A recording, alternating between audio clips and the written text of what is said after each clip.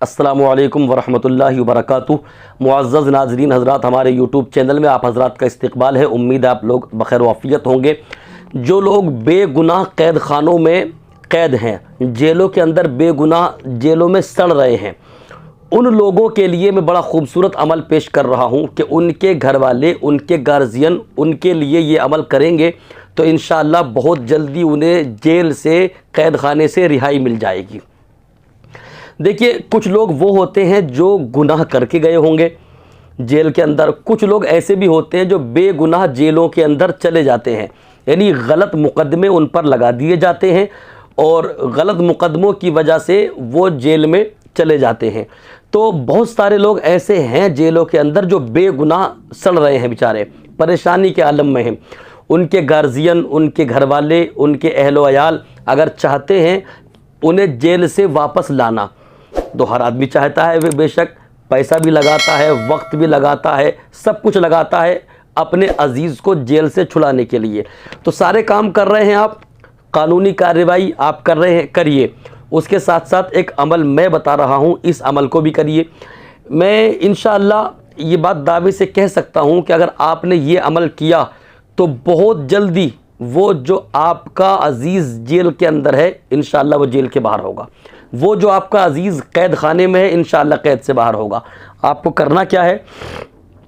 آپ کو کرنا یہ ہے کہ روزانہ فجر کی نماز کے بعد، دیکھیے نمازوں کی پابندی تو یہ ضروری ہے، ایسا تو ہو ہی نہیں سکتا کہ آپ کوئی بھی عمل کریں بغیر نماز کے اور وہ عمل صحیح ہو، یعنی وہ عمل آپ کا جو ہے پائے تکمیل کو پہنچ جائے، آپ کا کام پورا ہو جائے، ایسا نہیں ہوتا۔ ہاں، آپ نے نمازوں کی پابندی کی، نمازوں کے ساتھ ساتھ آپ نے یہ عمل بھی کیا تو انشاءاللہ آپ کا جو کام ہے وہ پورا ہو جائے گا۔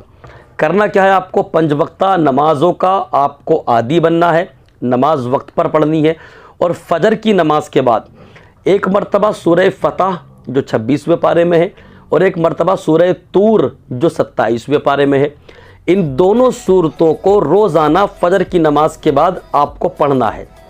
آپ کا عزیز جیل میں ہے، اگر وہاں پڑھ سکتا ہے تو وہ پڑھ لے، اور اگر وہ وہاں نہیں پڑھ سکتا تو آپ بھی ان کے لیے اس عمل کو کر سکتے ہیں۔ آپ کا کوئی عزیز ہے تو آپ بھی اس کے لیے یہ عمل اپنے گھر کر سکتے ہیں کہ روزانہ فجر کی نماز کے بعد ایک مرتبہ آپ کو سورہ فتح پڑھنی ہے، ایک مرتبہ آپ کو سورہ طور پڑھنی ہے، اور پڑھ کے پھر کم سے کم 10 منٹ گڑ گڑا کے رو کے اپنے رب کی بارگاہ سے ان کی رہائی کی دعا مانگنی ہے۔ تو میرا یہ عقیدہ ہے، میرا یہ ایمان ہے کہ جب اللہ کی عبادت کر کے، اس کے قرآن کی تلاوت کر کے، پھر اس کی بارگاہ سے بندہ رو کے گڑ گڑا کے مانگے گا تو وہ ضرور ضرور ضرور بالضرور عطا فرمائے گا، کیونکہ اس کا فرمان ہے اجیب دعوت الداعی اذا دعان، میرا بندہ مجھ سے مانگتا ہے میں اس کو عطا کرتا ہوں۔ اور یہ تو مانگنے کا طریقہ دیکھیے، پہلے آپ نے نماز فجر پڑھی، نماز فجر پڑھنے کے بعد آپ نے قرآن کی تلاوت کی، یعنی سورہ فتح اور سورہ طور پڑھی، اور اس کی جب نماز پڑھنا بھی عبادت، قرآن پڑھنا بھی عبادت، اس کے بعد پھر آپ نے رو کے اپنے رب کی بارگاہ سے دعا مانگی، ان کی رہائی کی۔ تو دعا مانگنا یہ بھی تو ایک عبادت ہے۔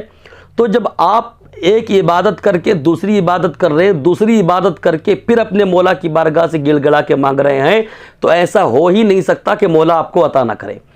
تو جو بے گناہ جیلوں میں ہیں ان کے گھر والے اس عمل کو کریں، روزانہ فجر کی نماز کے بعد ایک مرتبہ سورہ فتح، ایک مرتبہ سورہ طور پڑھ کے رو کے گڑ گڑا کے دعا مانگے، انشاءاللہ بہت جلد آپ کا عزیز جیل سے باہر ہوگا۔ اللہ پاک ہم سب کو عمل خیر کی توفیق عطا کرے۔ استغفر اللہ ربی من کل ذنب واتوب الیہ۔